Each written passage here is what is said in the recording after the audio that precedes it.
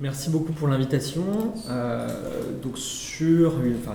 J'ai répondu à la commande avec une présentation où je vais parler un petit peu de Scientifiques en Rébellion, mais je vais élargir un petit peu le scope à tout ce que, plusieurs collectifs qui, pour moi, attestent, ou du moins témoignent, suggèrent on est face à un renouveau dans l'engagement des scientifiques face aux crises climatiques et environnementales. Donc voilà comment j'ai appelé ma présentation, avec un panorama subjectif des mouvements scientifiques engagés, subjectif, partial, je ne prétends pas à l'exhaustivité, subjectif parce que je vais en parler, j'en fais partie pour le coup, donc je ne suis pas un acteur, je ne suis pas un témoin à distance. Quelques éléments pour que vous sachiez d'où je parle. Donc, je suis épidémiologiste, maître de conférence au CNAM, Conservatoire national des arts et métiers, où j'ai des travaux de recherche que je conduis dans différentes thématiques, notamment des questions de co-bénéfices pour la santé de l'action climatique. Et en termes d'enseignement, donc j'enseigne des choses assez classiques en épidémiologie, sécurité sanitaire. Et depuis quelques années, également des éléments sur la transition écologique dans les pratiques professionnelles. Tout ça pour vous dire que je ne suis pas un expert des questions du climat, des questions de sciences de l'environnement. Je commence à y toucher dans mes pratiques de recherche, mais ce n'est pas mon cœur de métier, si vous voulez.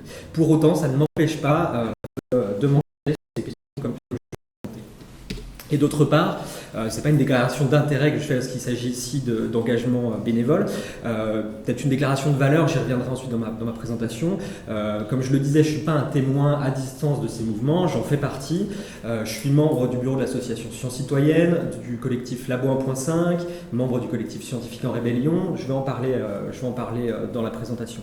Dans ma présentation, j'ai essayé de faire une sorte de mise à distance, un peu désincarnée, mais si vous voulez qu'on reparle un peu plus vraiment des implications, un peu plus de retrouver sur ces mots pour en parler. Alors, qu'est-ce qui me permet comme le titre l'indique, qu'est-ce qui me permet d'avancer qu'on est peut-être face à une sorte de renouveau dans l'engagement des scientifiques? Le premier point pour moi, c'est qu'on trouve de plus en plus des scientifiques là où on ne les attend pas.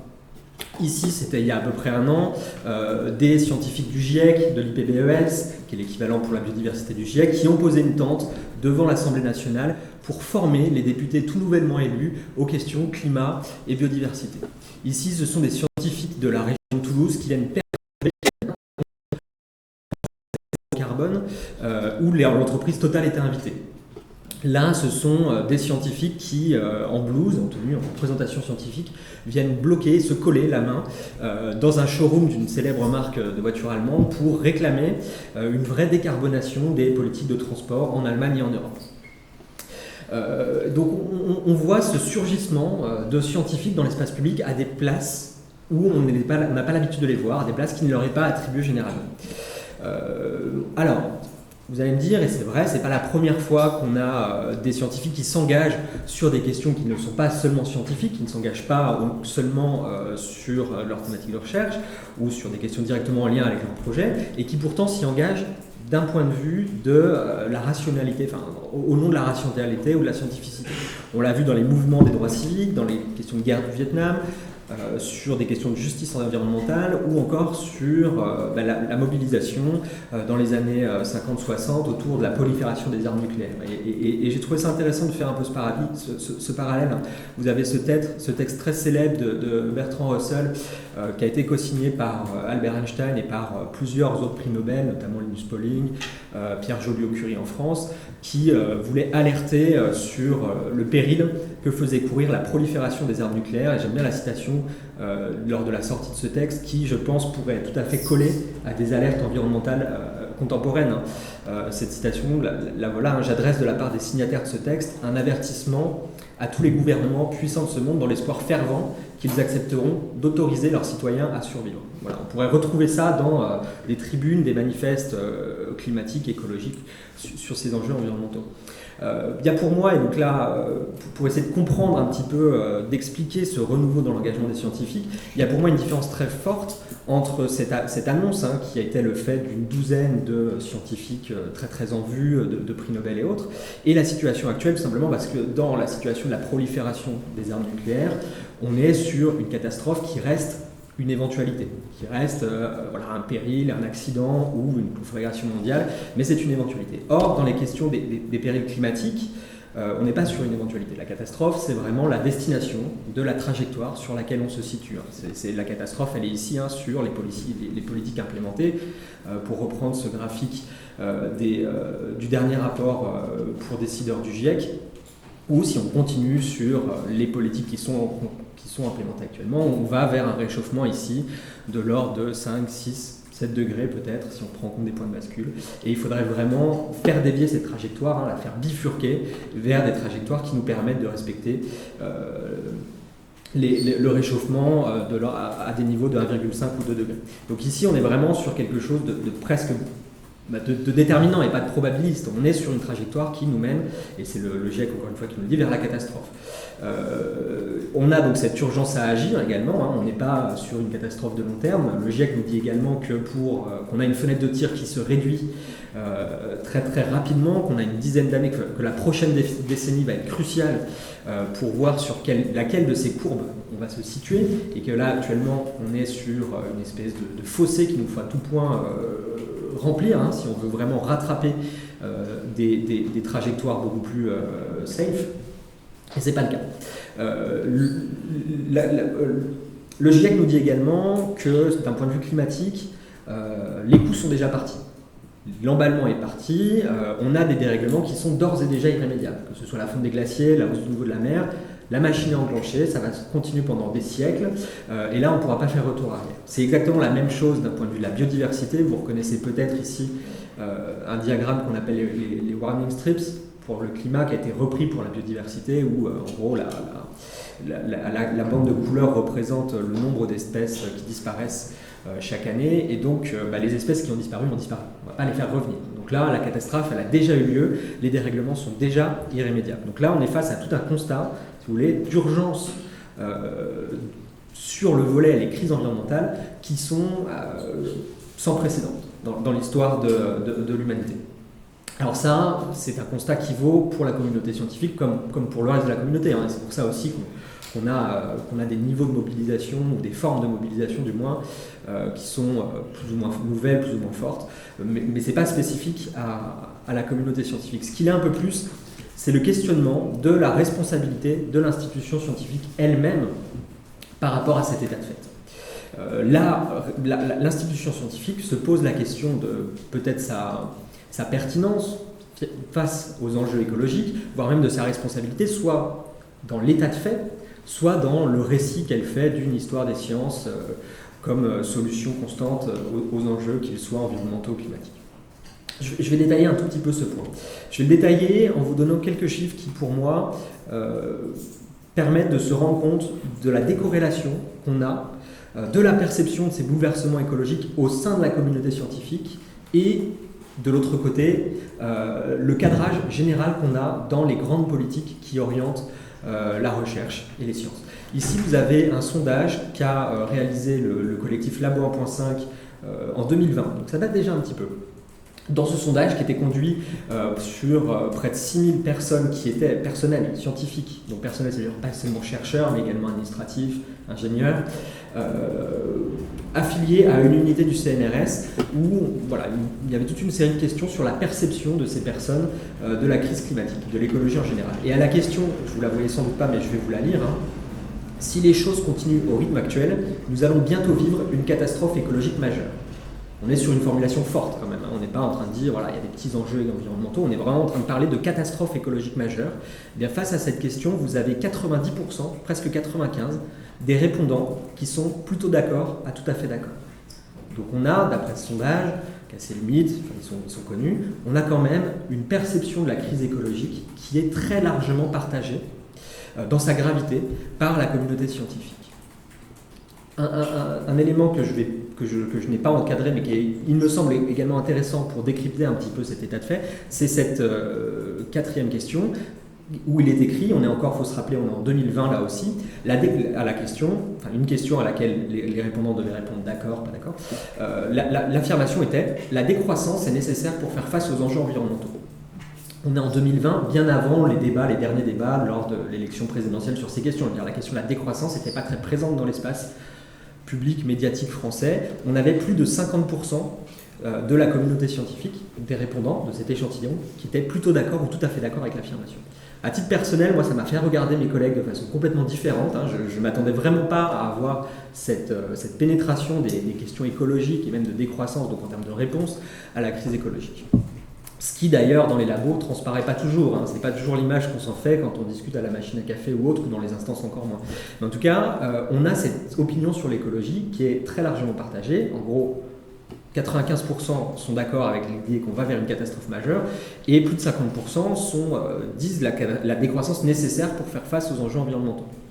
Donc si les choses continuent comme avant, on va vers une catastrophe écologique majeure. Or, dans les politiques de recherche, dans les programmes de recherche, les choses continuent comme avant. Deux exemples, ici j'ai repris la page d'accueil du site Horizon Europe. Le programme Horizon Europe, c'est le plus gros programme de financement de la recherche à l'échelle européenne. On parle du 3e poste budgétaire européen avec presque 100 milliards d'euros. À la deuxième ligne de ce projet, de la présentation de ce projet Horizon Europe, vous pouvez lire que le but du projet, c'est de lutter contre le changement climatique tout en boostant la compétitivité et la croissance économique de l'Europe. Voilà, le cadre est posé. On vous explique également que le projet va créer de l'emploi, créer un pool de talents à l'échelle européenne, booster la croissance économique, promouvoir la compétitivité industrielle. Enfin, vous avez tous les mots-clés, vous comprenez le cadrage. On est dans une vision de la crise climatique qui est complètement soluble dans des enjeux de croissance économique. Enfin, en tout cas, aucune question quant à la compatibilité de ces deux objectifs qui est de répondre à l'urgence climatique et de continuer à faire croître une économie. Un autre élément d'analyse qui vaut ce qui vaut, là aussi, on est sur de l'analyse textuelle, donc on regarde combien certains mots rentrent dans les projets financés par l'ANR depuis 2010. Donc ça vaut ce que ça vaut. C'est une analyse qui a l'avantage d'être rapide, qui nous permet de voir un petit peu, d'avoir un aperçu du paysage de la science qui est financée ici par l'ANR, qui est la grande agence, la principale financeur de la recherche publique en France.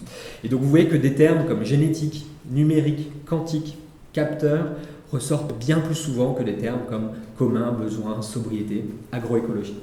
Donc en gros, ce que nous donne ce panel, c'est qu'on reste très ancré en France comme en Europe dans une science qui voit les crises environnementales et écologiques comme compatibles avec la croissance économique. Enfin, on peut les résoudre tout en restant dans un cadre de croissance économique et complètement solubles par la technologie. C'est vraiment la technologie qui va apporter des solutions. En tout cas, c'est l'image qui en ressort ici. Donc vous voyez que là, on est sur quelque chose qui va être potentiellement très très générateur de ce qu'on pourrait appeler la dissonance cognitive, de malaise de la part de la communauté scientifique, qui d'un côté comprend bien est elle-même très réceptive aux alertes de la communauté, du GIEC, des rapports sur la biodiversité, et de l'autre est quelque part enfermée dans ces politiques de recherche qui promeuvent toujours la même vision de la science, avec une petite vision de recherche de croissance un petit peu repeinte en verte, mais finalement qui ne change pas grand-chose. Ce qui a fait dire à certains scientifiques dans cette tribune que la recherche publique, elle est peut-être plus en train de servir à détruire la planète qu'à la sauver, au moins en partie, on va dire. Et donc, du coup, cela est pour moi un des facteurs qui fait qu'on voit émerger ce renouveau de l'engagement des scientifiques face à cette sorte de décorrélation, de dissonance qui devient de plus en plus ressentie dans les laboratoires. Alors, face à je vais voir un petit peu.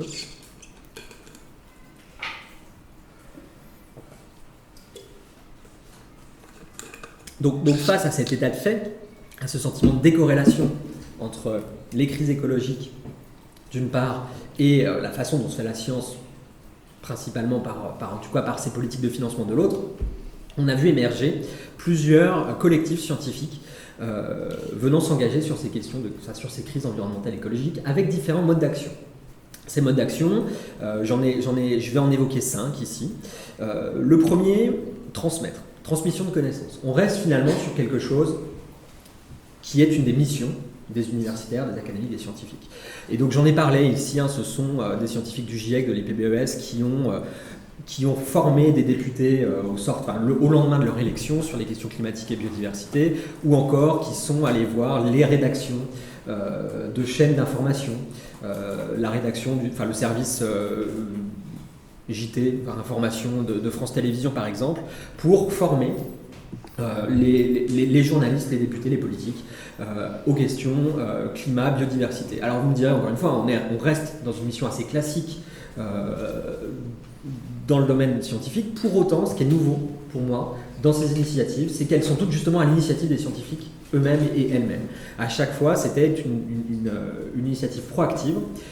Ça ne répond pas à une demande, si vous voulez. On a vraiment cette mobilisation des scientifiques pour aller au-devant des publics qui pourraient servir de relais ou être concernés par ces connaissances.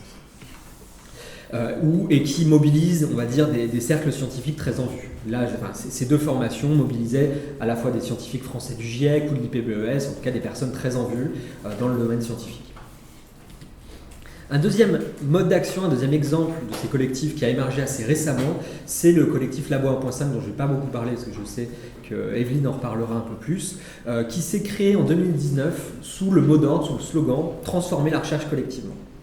Le point de départ du collectif était la question de l'empreinte environnementale de la recherche.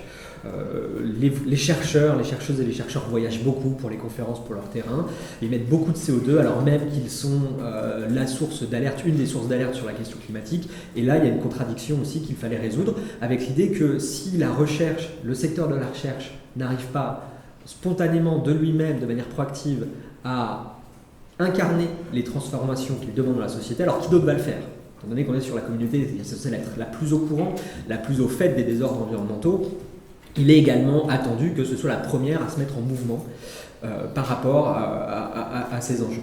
Et donc, parmi les activités que Labo 1.5 a développées, il y en a plusieurs, hein, ça a pas mal grossi, pas mal émergé, mais je vais en citer trois.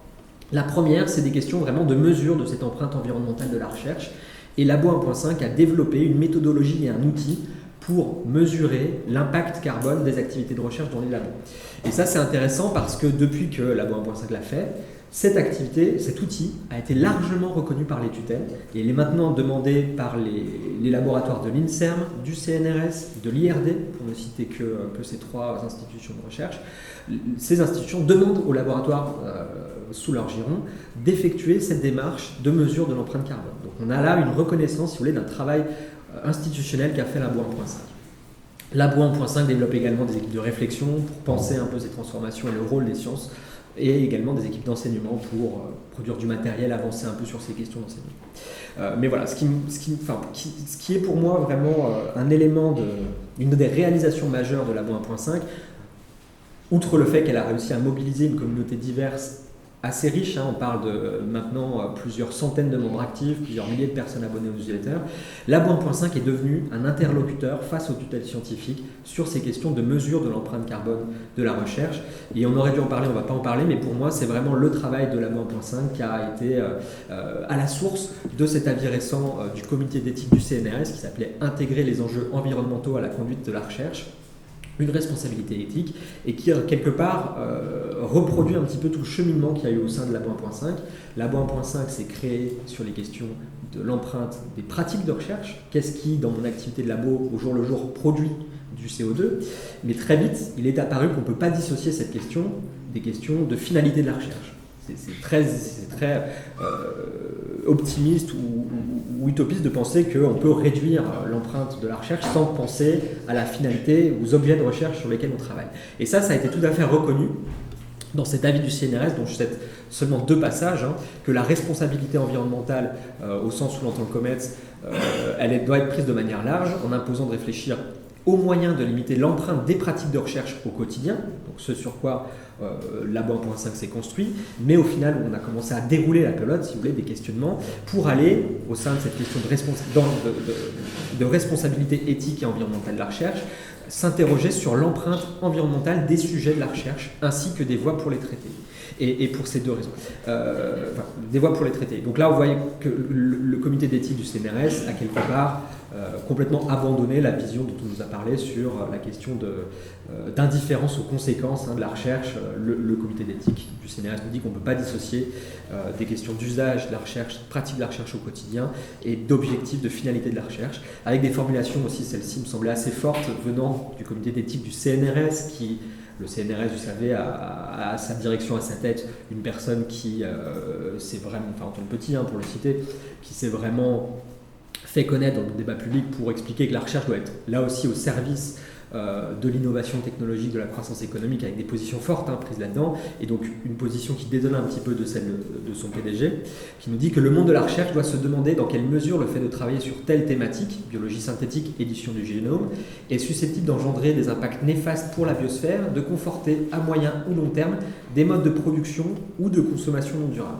Et ça, je veux dire, on le sentait venir dans la communauté, mais pour une institution de la recherche comme un comité d'éthique du CNRS, c'est une phrase qui détonne avec tout ce qu'on avait pu lire jusque-là d'une émanation institutionnelle de la recherche qui nous disait qu'en gros, la recherche doit avancer, on ne va pas limiter plus que ça des questions de recherche en se posant trop de questions sur les verrouillages socio-techniques, les verrouillages de société vers lesquels ces recherches peuvent nous emmener. Donc voilà pour ce point sur Labo 1.5, transformer l'activité de la recherche, avec une activité, un mode d'action de Labo 1.5 qui reste assez institutionnel. Un autre acteur de cet écosystème des collectifs engagés autour des questions, des collectifs scientifiques engagés autour des questions écologiques, c'est l'ATECOPOL, l'atelier d'écologie politique, qui est né à Toulouse en 2018, qui regroupe aujourd'hui plusieurs centaines de scientifiques de la communauté toulousaine et qui a fait des petits, qui a essaimé dans beaucoup de villes. Maintenant, on a, je ne sais pas, 5, 6, 7 villes qui ont leurs ateliers d'écologie politique. En Ile-de-France, on a l'Écopolien, l'atelier d'écologie politique francilien, construit sur le même mode. L'objectif de ce collectif qui a quelques années a été de construire des communautés pluridisciplinaires ancrées localement, de scientifiques qui vont réfléchir aux aspects multiples liés au bouleversement écologique. Et si vous voulez, les ATECOPOL étaient vraiment le lieu de pluridisciplinarité, c'est-à-dire qu'on l'invoque beaucoup dans le domaine de la recherche, on le met peu en pratique, mais là ça a été vraiment fait pour réfléchir au bouleversement écologique, en questionnant la responsabilité du secteur de la recherche, ça c'est vraiment sa spécificité, autant dans l'état des bouleversements écologiques actuels, donc là on a déjà un peu parlé, mais la recherche qui se fait dans les labos va avoir des transformations sur le monde qui peuvent, il y a une histoire à faire, mais nous avoir conduit vers les crises écologiques qu'on vit actuellement, et également dans les récits qu'il en propose, c'est-à-dire que la science, les institutions scientifiques restent très souvent ancrées dans cette vision de la science qui produit des solutions pour la crise écologique, quoi. La science va être là, quelque part, le creuset des solutions techniques, technologiques qui vont nous sauver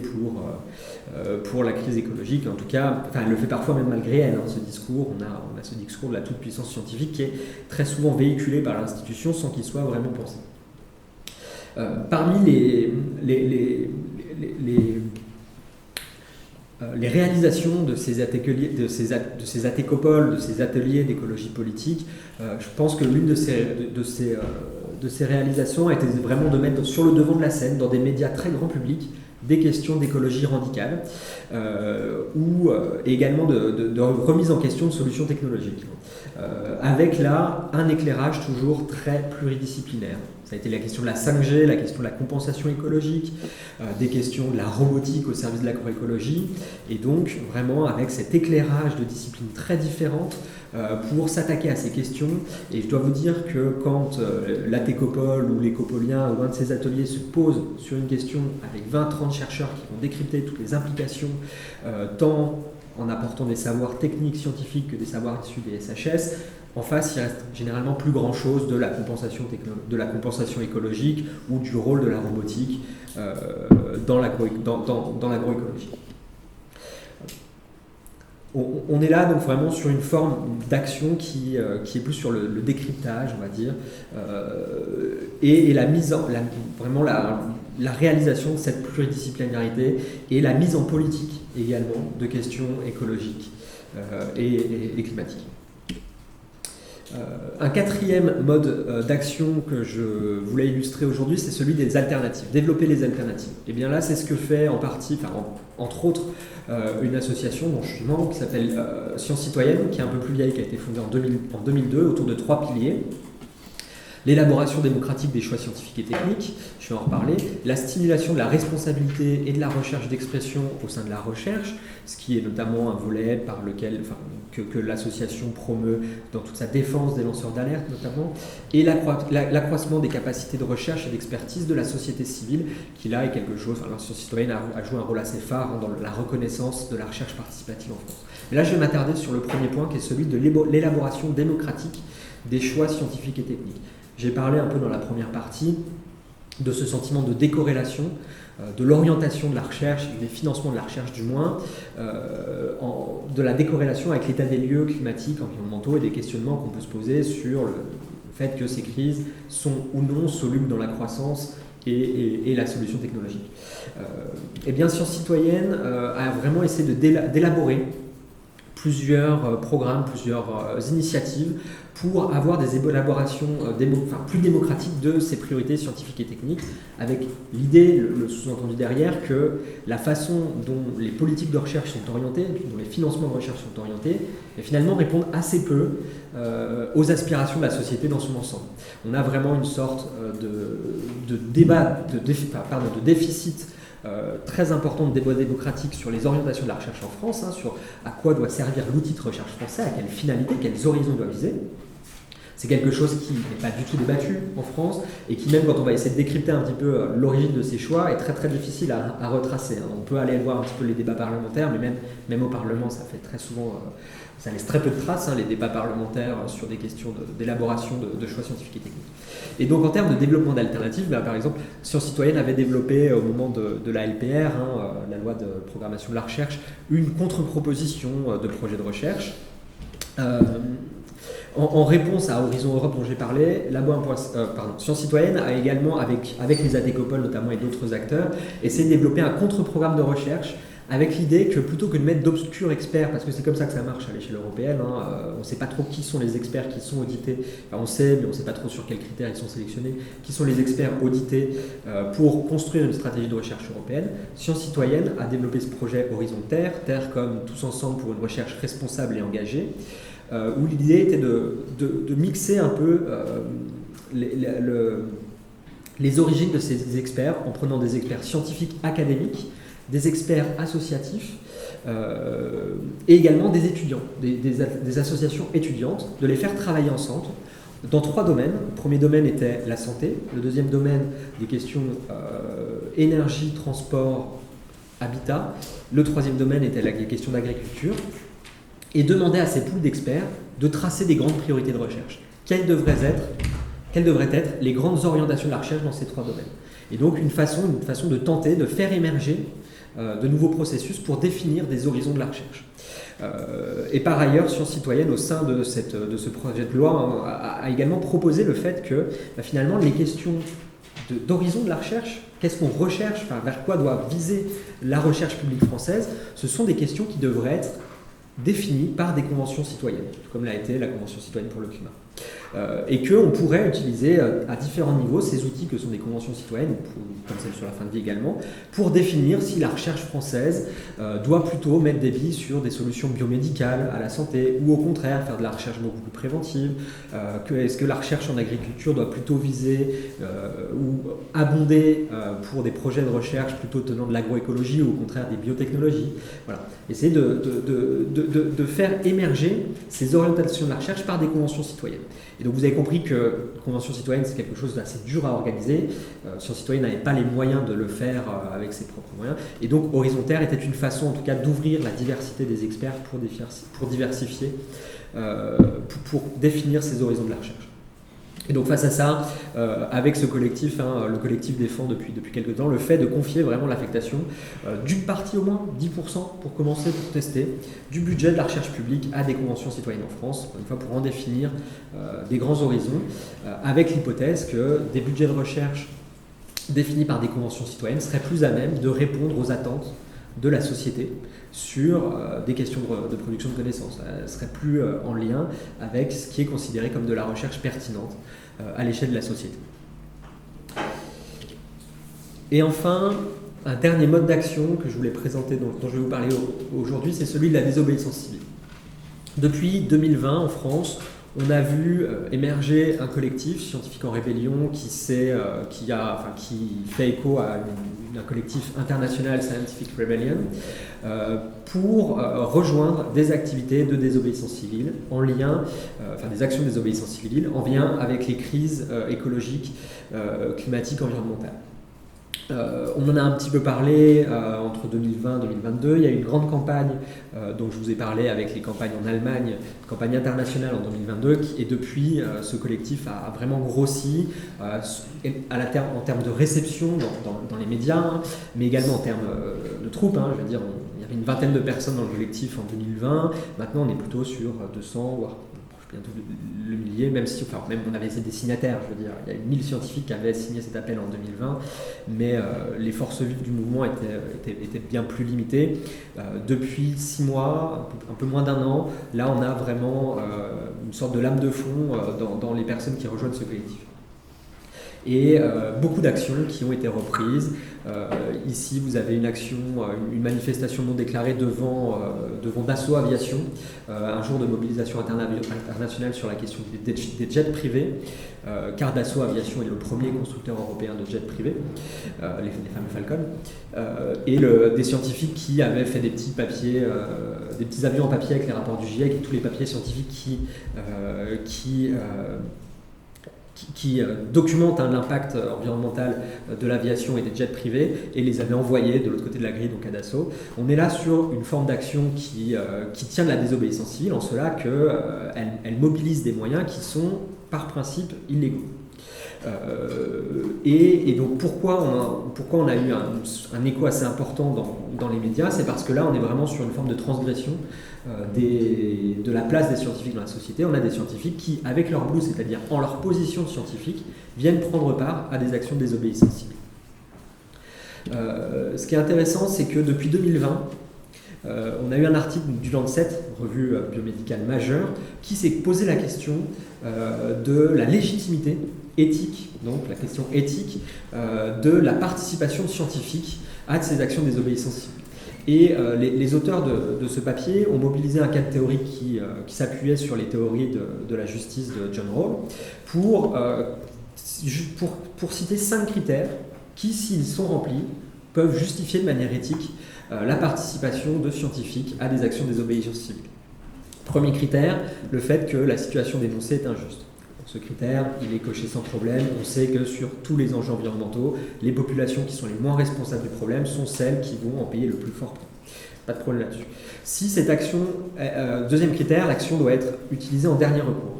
Bon, là, je dirais pas de problème non plus. On a 40 ans d'alerte scientifique, 30 ans de rapport du GIEC, des tribunes qui se sont amecelées avec 14 000, 17 000 scientifiques, les derniers appels de scientifiques à l'humanité, là aussi, dernier recours.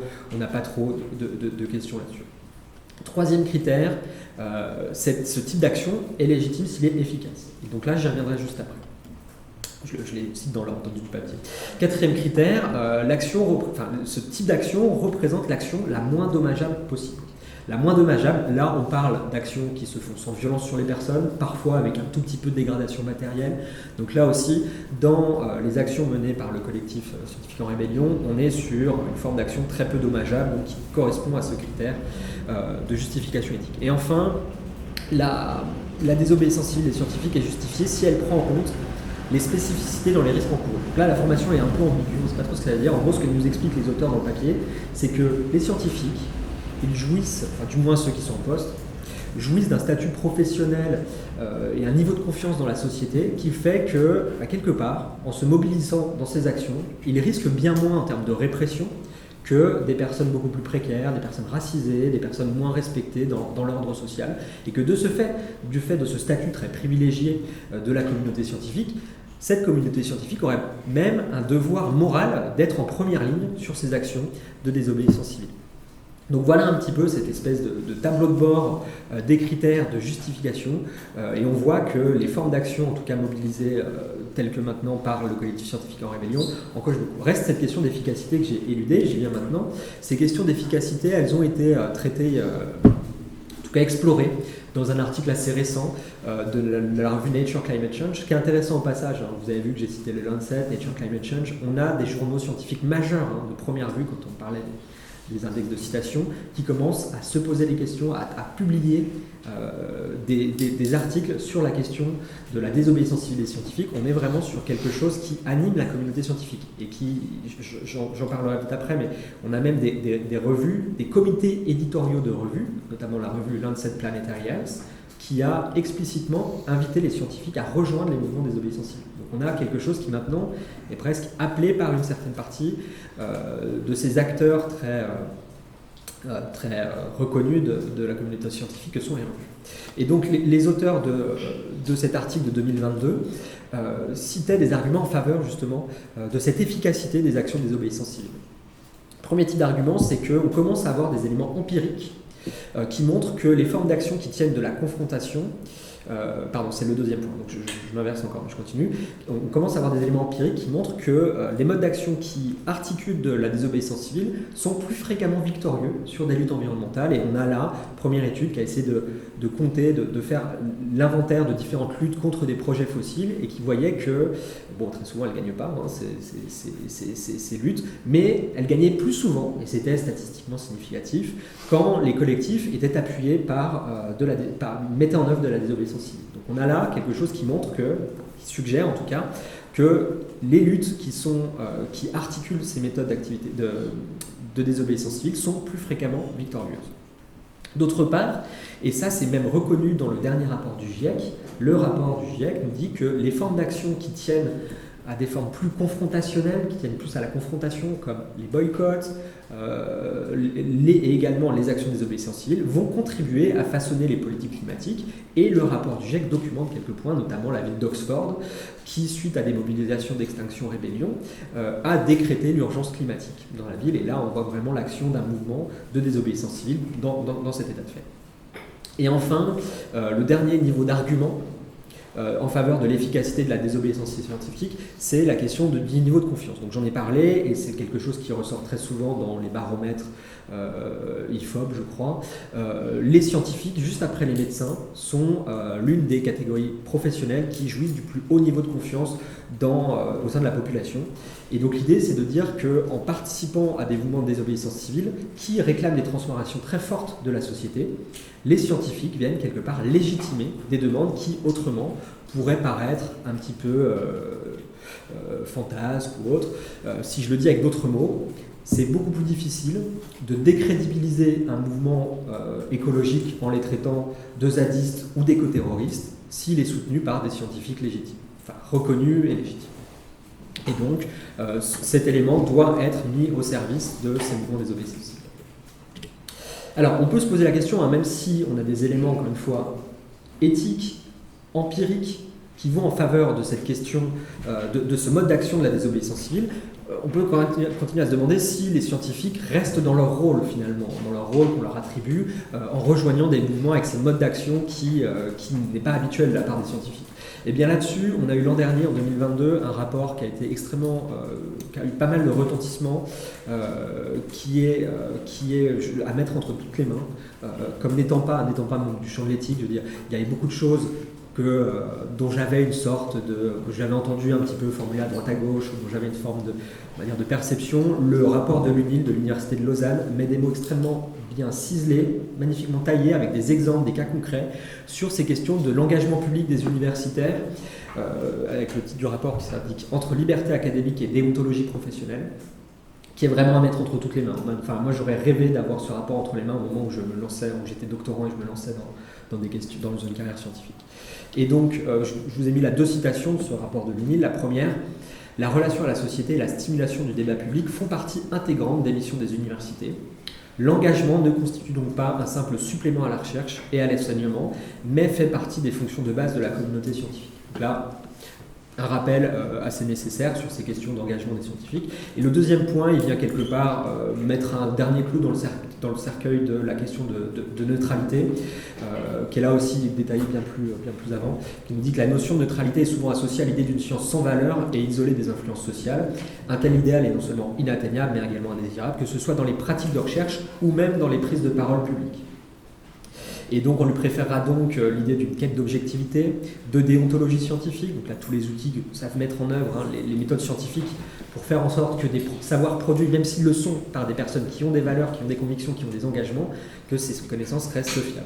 Et des idées de transparence sur les valeurs, ce qui fait l'écho à la déclaration d'intérêt, enfin de valeurs que je vous ai faite en début de présentation pour que voilà, vous sachiez quelles sont les valeurs qui m'animent, même si on ne parle pas là de conflit d'intérêts.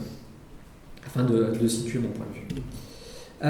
Quelques éléments, dernier élément, ok, donc on a quelque part des validations éthiques, empiriques, le rapport de Lausanne nous dit qu'on reste quelque part, enfin, en tout cas ça reste dans la sphère de la déontologie des scientifiques de pratiquer une forme d'engagement. Le rapport de l'UNI parle même explicitement de la désobéissance civile, si vous voulez le consulter. La question, c'est qu'est-ce que cette forme d'engagement fait à la confiance qu'on a dans l'institution scientifique? Est-ce qu'il n'y a pas un risque, et c'est vraiment une critique qui est très souvent formulée, un risque de nuire à l'image des scientifiques dans la société si on les voit en train de s'engager aux côtés de mouvements? Eh bien ça, et c'est quelque chose qui est repris dans le rapport de Lausanne. Le rapport de Lausanne nous dit que, en fait, finalement, face à l'ampleur des crises environnementales et écologiques, ce serait peut-être un manque d'engagement qui constituerait un principal risque pour la crédibilité de l'institution scientifique. Continuer à parler froidement de crise écologique, mais continuer à faire tout comme avant, finalement, c'est peut-être ça qui risque de nuire le plus à l'image des scientifiques. Et on a également, là aussi, je parlais d'éléments empiriques, quelques études empiriques qui essayent de relier la réception d'un discours de scientifiques avec leur niveau d'engagement pour les causes défendues dans le discours, et qui voient plutôt ces engagements incarnés par les scientifiques comme quelque chose qui vient appuyer un discours, et au contraire et non pas quelque chose qui viendrait mitiger ou décrédibiliser le discours. Alors, en conclusion de cette présentation, on est resté pendant longtemps sur un modèle des sciences, et c'est ce que nous dit Naomi Oreskes dans un article récent, comme un modèle de mise à disposition des savoirs. Naomi Oreskes nous dit que ce modèle qu'on a tous un peu en tête, c'est que finalement, le rôle des scientifiques, c'est de fournir des informations qui permettent d'informer des décisions, et que, en possession de ces informations, les décideurs ou les citoyens vont les utiliser de façon à faire des choix éclairés. Mais ce que nous dit Naomi Oreskes, c'est que ce modèle, il repose sur plusieurs hypothèses, au moins 3, qui sont loin d'être toujours validées. La première hypothèse, c'est que les informations fournies doivent être comprises. Donc là, il y a une question de vulgarisation, de transmission des connaissances sur des sujets parfois complexes, que sont des crises environnementales, de biodiversité, de climat. D'accord. Deuxième argument, il faut que les scientifiques, que les décideurs et les citoyens aient envie d'écouter le message de la communauté scientifique. Et là, on a eu un très bel exemple il y a quelques semaines en France avec un rapport de l'ANSES sur des pesticides, les S-métachlore, qui concluait à la nécessité de les interdire sur la base d'éléments scientifiques, et un ministre de l'Agriculture qui a demandé à l'ANSES de revoir sa copie. Parce que, quelque part, le résultat, le message scientifique, qui a des conséquences sociales, économiques, ne plaisait pas, et donc n'avait pas quelque part, il n'avait pas une volonté d'accueillir le message en face.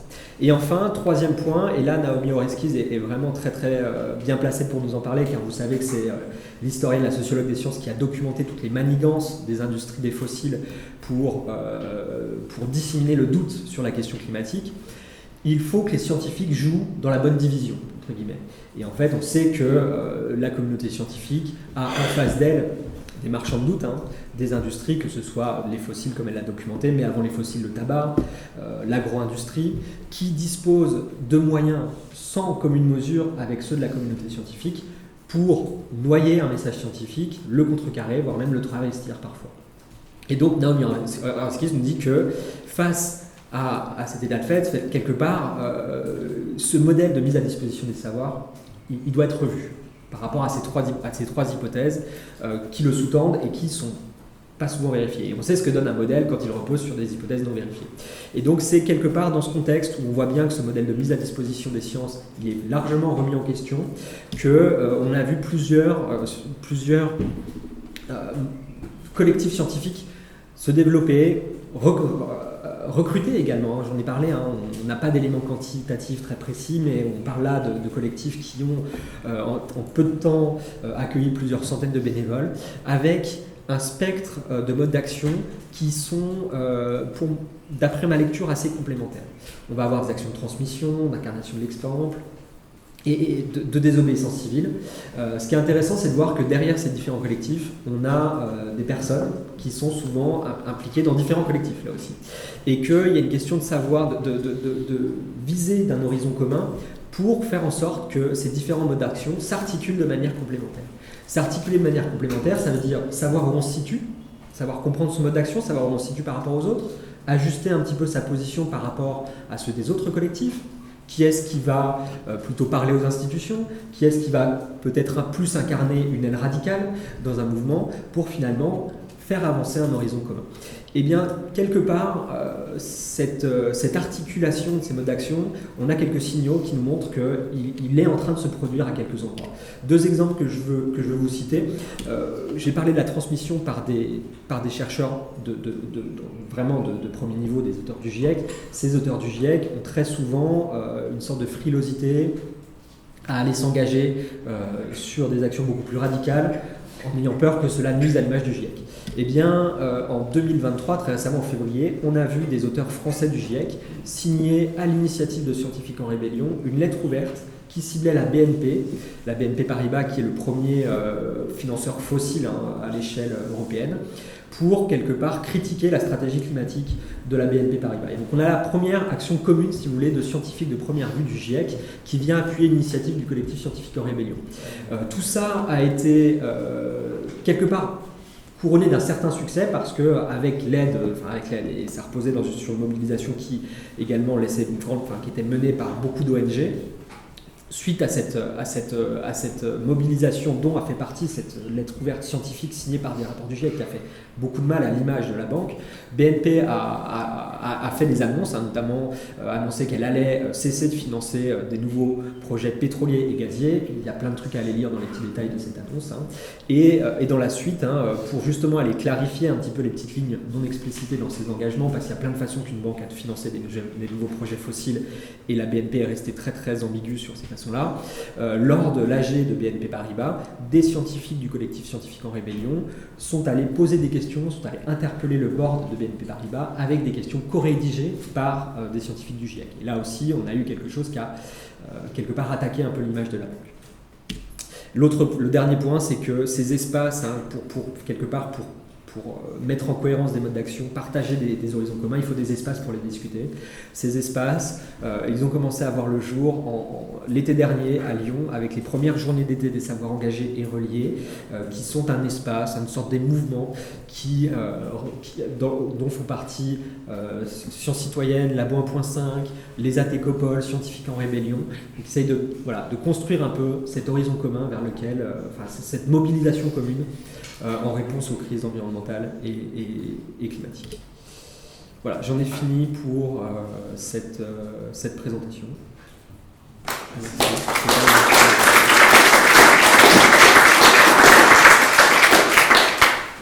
Super, merci beaucoup. Kevin, c'était très intéressant. Je vous propose un temps de discussion pour la deuxième intervention, puisque cette journée s'appelle Conversation, pour qu'on puisse discuter un petit peu.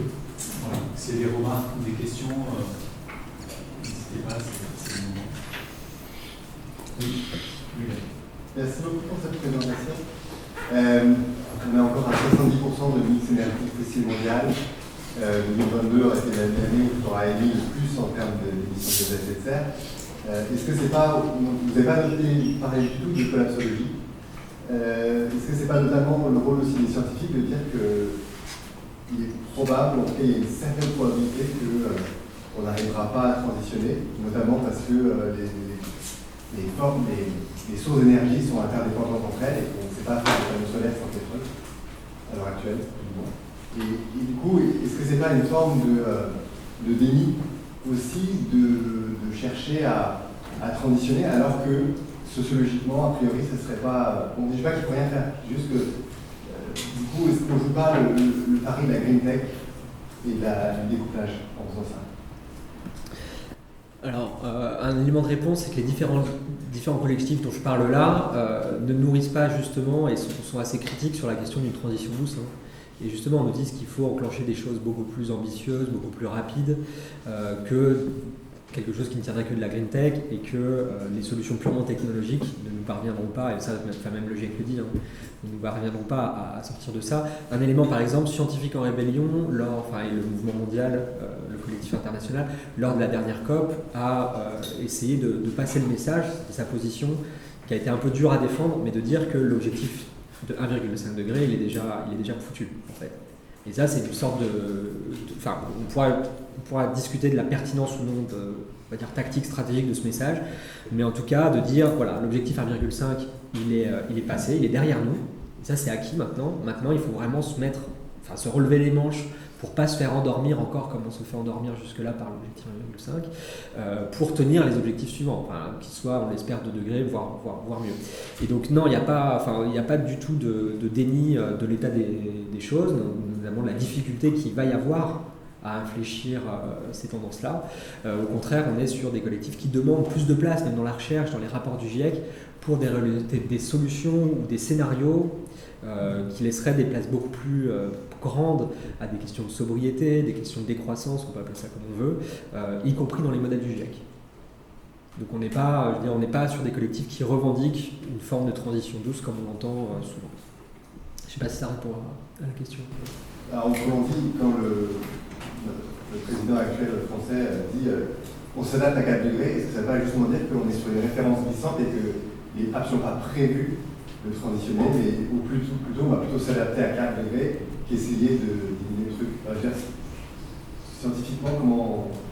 Scientifiquement, l'idée c'est aussi de dénoncer un peu à chaque fois les fossés entre les annonces et les moyens, entre les objectifs et les moyens mis en œuvre.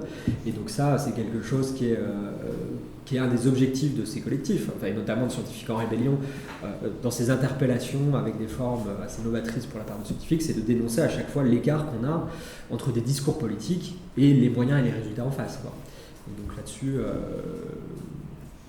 je peux que rejoindre le constat, l'année 2022 a été également l'année record de subventions publiques aux énergies fossiles. C'est quand même dément, Donc, et ça, c'est quelque chose qui continue à être dénoncé. J'ai une remarque sur le mouvement scientifique en rébellion. C'est le symbole de la blouse blanche, je le trouve très intéressant, parce que historiquement, la blouse blanche a précisément été l'attribut que l'on a associé à la science neutre. Dans l'introduction à la biologie expérimentale, Claude Bernard donne cet exemple du scientifique qui, rentrant dans son laboratoire, met sa blouse blanche et pose son chapeau et son manteau au vestiaire. En disant ça, c'était le symbole de le scientifique pose ses valeurs, son éducation, ses éléments de contexte au vestiaire et rentre dans le laboratoire avec une blouse blanche qui est le symbole de la pureté du scientifique. Voilà. Donc le fait d'avoir repris la blouse blanche comme le symbole des scientifiques en rébellion, je trouve ça très astucieux et aussi très pertinent d'un point de vue historique. Ça casse l'idée d'une science neutre. Merci pour la référence. J'avais pas la référence avec le... Non, mais ça a fait beaucoup de questions. Pendant les premières années, en France du moins, on était tous très très mal à l'aise avec ces blouses blanches qu'on n'utilise jamais dans nos pratiques. C'est comme le gilet jaune, c'est un symbole. Ouais, c'est ça. Et effectivement, et sans l'avoir pensé, en fait, très vite, on l'a adopté, plus par des soucis de communication médiatique. C'est-à-dire que dans les manifs, dans les actions, on était directement identifiés, et c'était un peu ça le but. Mais effectivement, l'idée même de retournement du rôle de la blouse blanche est hyper intéressante. Quels sont pour vous les obstacles majeurs au changement à l'échelle citoyenne, politique, gouvernementale? Vaste question. Donc là, on devait aller à l'échelle de la société ou à l'échelle de la communauté scientifique Tous les obstacles que vous rencontrez, j'imagine que vous réfléchissez à pourquoi on n'y arrive pas. Toutes ces évidences, moi, c'est un questionnement citoyen quotidien. Ouais. Pourquoi alors là, au-delà d'un lobby capitaliste, des intérêts. Alors, il y a quand même. C'est peut-être juste ça, mais. Il y a beaucoup de ces éléments-là. Il y a une espèce de cadrage mental, intellectuel sur des solutions qui viendront toujours du marché ou technologiques. Il y a énormément de choses. Il y a. J'avais une idée en tête que j'ai perdue à l'instant. Oui, toute cette espèce d'ambiance de greenwashing généralisée qui a quand même un double effet pervers. L'effet d'une part de nous faire croire qu'on y arrive et d'autre part d'endormir encore plus un petit peu les consciences. Donc de retarder encore plus l'action. Il y a quand même beaucoup de choses derrière. Un paysage médiatique qui a sur la dernière année peut-être, depuis la dernière présidentielle, a été quand même beaucoup questionné sur ces histoires, qui restent à questionner. Je ne dis pas que tout est réglé, mais il y a eu quand même un petit changement là-dessus dans le paysage médiatique. Il y a quand même énormément de choses dans le fonctionnement des sociétés qui viennent bloquer tout ça. Un formatage des élites, là aussi j'en ai parlé. Et là-dessus, il y a encore. Ce qui est intéressant, c'est qu'il y a encore beaucoup de choses à faire d'un point de vue de recherche également. On a vu l'an dernier quelques chiffres qui montraient notamment que sur tout le budget qui était alloué en France à la recherche sur le changement climatique, il y en avait mais un pouillème, j'ai peur de dire des bêtises, mais moins de 1%, je crois même, qui était alloué à des questions de SHS. Donc sciences humaines et sociales, justement, pour comprendre quels sont ces verrous, pour comprendre quels sont ces leviers de transition, dans le sens où, et ça c'est Valérie Masson-Delmotte qui le dit, l'inertie elle n'est pas dans le climat, en fait, l'inertie elle est dans les sociétés. Et donc c'est ça qu'il faut faire changer. Donc là il y a aussi quelque part une question à poser, comment on arrive à lever tous ces freins, à les identifier et à s'y attaquer de manière efficace. Ouais, je sais pas si c'est qui. Ouais, on peut prendre une question. C'est une question en fait. Je suis médecin, néphrologue, et dans notre société, je suis responsable de la commission d'éthique de la société savante. Et là, on commence à avoir des demandes de quelques chefs de service engagés, comme ça. Et c'est des réactions très vite par rapport à ça, le commentaire très vite. Est-ce que c'est intéressant que la société savante protège ces personnes, c'est-à-dire est-ce que c'est intéressant qu'ils s'engagent? Et ensuite, s'il y a l'activité scientifique, je vais être très bien sûr avec ce que tu as dit, qui est assez neutre, et l'engagement qui prend de valeur quand même personnelle, parce que si un chef de service spécialisé en maladie auto-immune s'engage sur les néonicotinoïdes et qu'il a une compétence, on peut dire, d'activité scientifique, c'est pas son domaine d'expertise, donc il mobilise quand même ses valeurs. Qu'est-ce que vous pensez de ça? Et deuxièmement, cette société, comment elle peut faire s'il arrive des dingos, quoi, parce qu'on peut imaginer quand même qu'il y ait des cas de paranoïa, des gens extrêmes, comme on avait pour le Covid, des personnes qui disent pourquoi il y a des venants. Donc comment la société savante peut à la fois oser s'engager et soutenir, en sachant qu'elle prend un risque nouveau, j'ai beaucoup de réticence, parce que là, quand je commence à faire le sondage, il y en a plein qui veulent pas y aller en disant c'est pas notre job. Comment éviter les dérives? Vous avez raison dans le sens où, là on est dans une phase où, et notamment les différents collectifs dont je parle là, sont en train de publier plusieurs appels aux sociétés savantes, aux comités d'évaluation, pour faire reconnaître l'engagement des scientifiques. Et voilà, encore une fois, le rapport de l'UNI le dit clairement, c'est une des missions de l'institution académique, de nourrir le débat public. Et donc, l'engagement fait partie de ses missions. Et donc là, il y a déjà un cadre de pensée qu'il faut accepter et reconnaître ça. Et sur la question de se protéger des dingos, effectivement, le Covid a fait beaucoup de mal. Et on a vu certaines études ou sondages sur l'engagement des scientifiques qui étaient plutôt mal vus encore dans la communauté scientifique. Et ça, il y a eu des cas pendant le Covid qui ont fait beaucoup de mal là aussi, où comment on utilise sa liberté académique, mais comment on arrive quand même à faire en sorte que on ne puisse pas tout proférer au nom d'une liberté académique. La réponse qu'on a, en tout cas, au sein de ces collectifs, la réponse, elle est collective. C'est-à-dire qu'à chaque fois, ces prises de position qu'on fait là, elles sont toujours établies de manière collective. Et donc, on se protège de ça avec des personnes de tous les domaines. Et voilà, on reproduit quelque part les codes du fonctionnement des sciences au sein de ces collectifs, et c'est ça qui nous protège de ça. Et l'autre point, et c'est justement intéressant, et j'ai un peu abordé ça tout au début dans ma présentation, c'est que pour ces questions environnementales et climatiques, maintenant, vu le niveau d'éléments scientifiques, de preuves scientifiques qu'on a avec les rapports, on n'a plus besoin d'être spécialiste pour s'engager sur le sujet. On peut le faire en sachant comment sont produites les connaissances, comment se construit un consensus scientifique, en faisant de la recherche tous les jours. On sait ce que ça veut dire quand 99% des publications sur un sujet sont d'accord sur un état de fait. Voilà. Rien que ça nous permet quelque part de pouvoir s'engager sur ces questions, même si on n'est pas forcément dans notre champ direct. Et d'autre part, on est sur des bouleversements tellement majeurs qui vont de toute façon télescoper nos champs de recherche respectifs un jour ou l'autre. Donc on peut aussi, c'est une autre voie si vous voulez pour toucher à la question. Une question. Oui, du coup, c'était par rapport vous parliez au début des comités de financement PNR, Commission européenne, qui du coup ont quand même un impact assez fort sur le pilotage. Je voulais savoir si dans ces différents endroits, c'est quelque chose qui est discuté, comment essayer de faire bouger ça. Parce qu'on voit bien sur comment l'utilisation financière qui a fait une orientation politique aussi.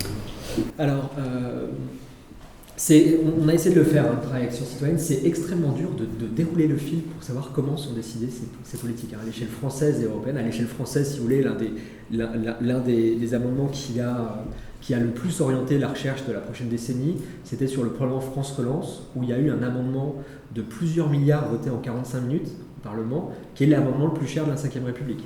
voyez, c'est comme ça qu'est faite la politique scientifique française. Donc, c'est hyper dur de savoir. On a une vision un peu d'expertise scientifique qui va définir des priorités de recherche. C'est beaucoup plus compliqué ou au contraire beaucoup plus simple que ça. Je ne sais pas ce qui est le plus rassurant. Donc il y a différentes façons. Il y a le jouer de l'intérieur en essayant de rentrer dans les comités d'évaluation ANR, de tirer un peu la recherche qu'on veut. Jouer de l'extérieur, comme on le fait avec Sciences Citoyennes, en appelant justement à une mobilisation, à des conventions citoyennes pour orienter ça. C'est comme tout, je pense qu'il faut jouer un peu à l'intérieur, un peu à l'extérieur pour tirer. Mais l'idée, effectivement, en tout cas, cette intuition qu'on a avec Sciences Citoyennes, c'est que, vous savez, on a beaucoup la question de la désertion, de la bifurcation avec les étudiants agro et autres. Il y a des sommes tellement importantes en jeu que finalement, il y a peut-être une ressource où il faut des efforts pour l'allouer aux bons endroits plutôt que juste déserter un peu ces projets de recherche et laisser la manne aux autres. C'est une question que Lynn va développer aussi après, donc, sur la question de... Une dimension, mais oui. Ouais. On prend la dernière question. Moi, c'était plutôt pour répondre à la remarque du monsieur Despoiles Véran. Donc, moi aussi, je suis médecin et j'ai fait ma thèse d'exercice sur les perceptions par les médecins généralistes de leur rôle face au changement climatique. Ça rejoint tout à fait la question d'aujourd'hui.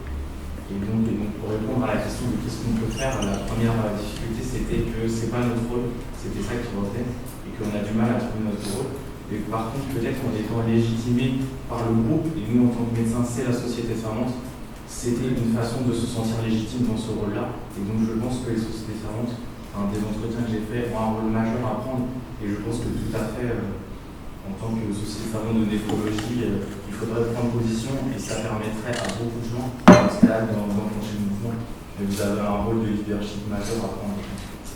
Je suis tout à fait d'accord. Je l'ai un peu mentionné avec la question des revues académiques qui commencent maintenant à appeler ouvertement pour certaines à la désobéissance civile. Ça, quand on est scientifique, on dit « Ah oui, mais attendez, moi je fais ça, ok, mais c'est recommandé par le Conseil planétariel ou c'est recommandé par la Société savante de néphrologie, quelque part, ça vous couvre aussi. » Et donc effectivement, il y a un rôle très important de ces acteurs institutionnels pour légitimer un peu ces formes d'engagement.